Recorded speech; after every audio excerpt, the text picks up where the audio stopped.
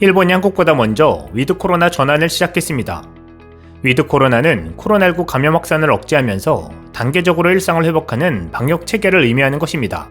일본 정부는 1일 0시를 기해 전국 19개 도도부현에 발효 중이던 코로나19 긴급사태를 완전히 해제했고, 긴급사태보다 한 단계 낮은 방역 대책인 만연방지 등 중점 조치도 전부 종료했습니다.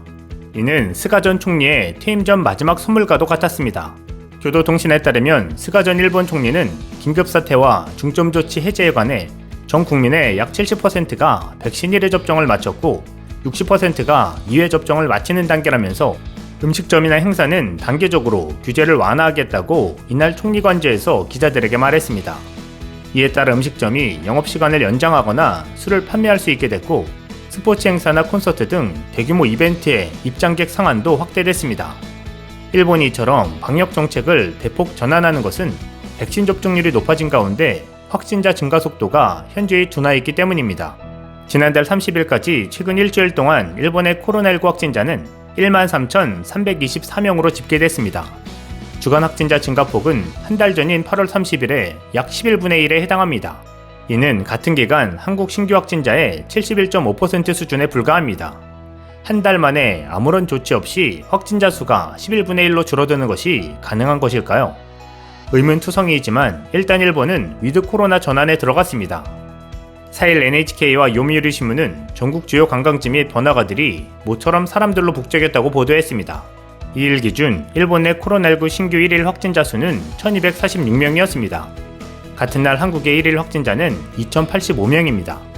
일본 언론들에 따르면 지난 2일부터 3일 일본 각지의 술집이나 레스토랑, 게임장 등에는 오랜만에 외출한 사람들로 가득 찼으며 시민들 대부분이 마스크를 착용하지 않고 있었습니다. 특히 수도인 도쿄의 주요 번화가는 발 디딜 틈이 없을 정도였습니다. 밀폐 공간 내 감염 우려로 오후 8시까지였던 영업시간 제한 조치가 해제되면서 각 식당엔 입장을 기다리는 손님들이 길게 줄을 서는 모습이었습니다. 이는 식당 내 주류 판매가 다시 허용된 것과 밀접한 연관성이 있다는 분석이 나옵니다. 도쿄에서 한인 식당을 운영하는 한 사장은 주류 판매를 할 수 있게 돼 정말 다행이다. 식당에서 술을 판매하지 않는 것은 고객이 없다는 것과 마찬가지라며 2달 만에 영업을 정상화한 기쁨을 전했습니다. 요미우리 신문이 통신업체 NTT 도코모의 모바일 공간 통계 자료를 분석한 결과 2일 밤 12시 최대 번화가인 긴자의 인파는 일주일 전인 지난달 25일보다 8% 증가한 것으로 나타났습니다. 도쿄의 다른 번화가도 사람들로 북적이기 시작했습니다. 아사히 신문에 따르면 우에노의 2일 정오 기준 인파는 일주일 전보다 12% 늘었으며 아사쿠사 10%, 시부야와 긴자, 이케부쿠로도 각각 4에서 6% 증가했습니다. 공항도 북새통을 이루긴 마찬가지였습니다. 일본 항공에 따르면 9월 초반 5,000명대에 머물렀던 국내선 하루 예약 건수는 9월 말 5만 명으로 10배가량 급증한 것입니다.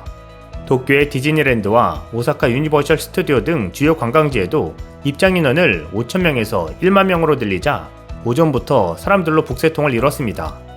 니혼게이자이 신문은 이제 일본이 사무실 출근 제한을 완화하고 출장을 재개하는 방안도 검토하기 시작했다고 전했습니다. 앞서 언급한 것처럼 일본의 위드 코로나 시행은 높은 백신 접종률 덕분으로 풀이됩니다. 10월 4일 기준 전체 인구 대비 1차 접종을 마친 비율은 72%, 2차 접종은 62%에 달합니다. 같은 기간 한국은 1차 접종률이 77%, 2차 접종률은 53%에 이르고 있습니다. 백신 접종률은 한국이 더 높은 상황입니다.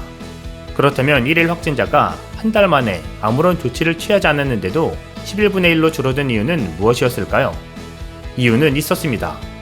일본은 정치적으로 4일 새 내각이 출범했으며 이달 말에 한국의 총선에 해당하는 중의원 선거가 있습니다.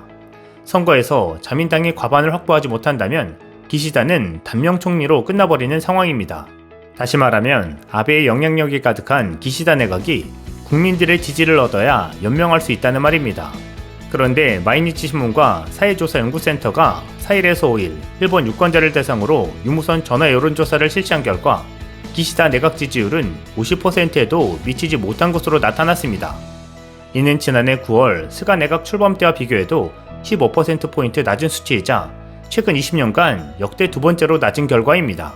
기시다 총리가 집권 여당인 자민당 총재로 선출되는 과정에서 아베 신조 전 총리와 아소다로 자민당 부총재의 힘을 빌린 점, 이로 인해 새 내각과 자민당 핵심 자리를 아베 아소의 사람들에게 대거 내어준 점이 최신 이미지를 반감시켰다는 분석이 나오고 있습니다.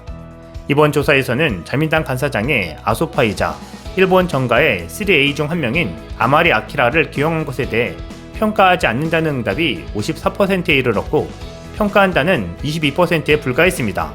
또 아베, 아소 두 사람의 영향력이 커진 점이 기시다 총리에게 마이너스가 될 것으로 생각하는 사람이 59%로 도움이 될 것이라는 답변을 크게 웃돌았습니다.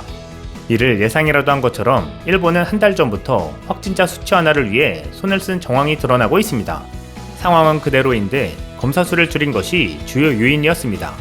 4일 0시 기준 일본은 24,820명을 검사해서 968명의 확진자가 나왔습니다. 같은 날 한국은 87,290명을 검사해서 1,673명의 확진자가 나왔습니다. 언뜻 보면 한국의 상황이 더 안 좋은 듯 보이지만 검사 수 대비 일본의 확진율은 3.9%이고 한국의 확진율은 1.9%입니다. 하지만 일본이 8월 29일부터 검사 수를 급격하게 줄여나가며 인구 대비 확진율을 낮게 만들어버린 것입니다. 일본이 일종의 착시 효과를 노린 듯 보입니다. 일본에서는 기본적으로 무료 검사는 없습니다. 그리고 증상이 없는 사람은 검사를 받지도 못합니다. 모든 검사가 비용이 이 정도는 아니지만 비교적 검사받기 쉬운 경우는 상당한 금액을 지불해야 합니다. 검사 비용이 싸질수록 검사받기가 더 어려워진다는 것이 일본의 현실입니다. 다음과 같은 증상이 있을 때 검사가 가능하다고 합니다. 기침, 발열, 강한 권태감과 미각과 후각 이상 등의 증상이 있는 사람, 확진자와 접촉한 사람, 당일 증상이 없지만 전날에 발열 증세 등이 있어 해열제 등으로 일시적으로 열이 내린 사람 등입니다. 검사를 받지 않고 간단한 진단과 상담을 받는 것만 해도 3,300엔의 상담료를 받는다고 합니다. 그리고 검사 비용은 검사하는 곳마다 다른데 보통 33,000엔, 우리 돈으로 352,367원 정도로 알려졌습니다. 검사는 예약을 하고 가야 받을 수 있고 그냥 찾아가면 검사를 받지 못합니다.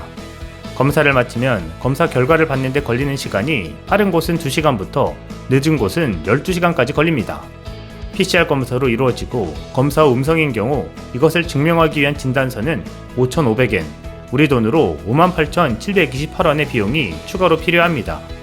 따라서 이렇게 복잡하고 비용도 많이 드는 검사를 안 하려고 하다 보니 검사 수가 크게 줄어들었습니다. 갑자기 한 달 전부터 말입니다. 월드오미터에 따르면 4일 기준 한국과 일본의 치명률은 각각 0.42, 1.18%로 일본이 한국에 비해 3배가량 급격히 높아지고 있는 상황입니다.